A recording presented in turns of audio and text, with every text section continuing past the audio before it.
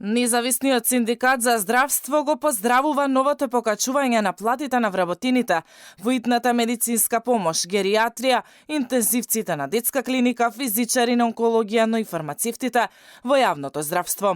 Од 3600 до 4300 ќе биде поголема ноемвриската плата на овој кадар бидејќи работат стресна работа и со најтешки пациенти. Повисок личен доход и изедначени со лекарите ќе бидат и фармацевтите во болниците и клиниките.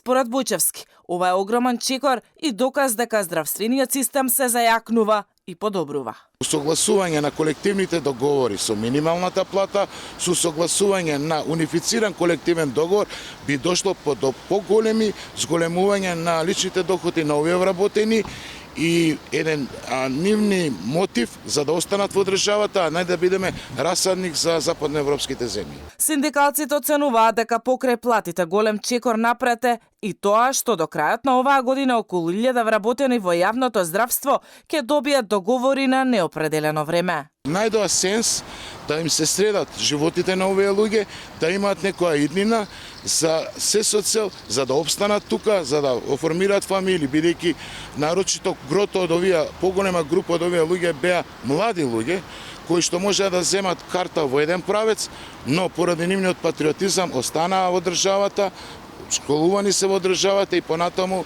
ќе помогнат во лекување на граѓаните на Република Македонија. Ноемвриската плата вработените во здравството ќе ја земат покачена за 10%. Синдикатите и Министерството за здравство ставија подпис на анексот на колективниот договор. Во зависност од коефициентот на пресметка, зголемена ќе биде од 2450 до 3750 динари. Ново покачување на личниот доход од 5% ќе има во март следната година. Според најавите на владата, ако се оди според планот, за 4 години платите на вработените во здравството ќе се зголемат од 40 до 50%.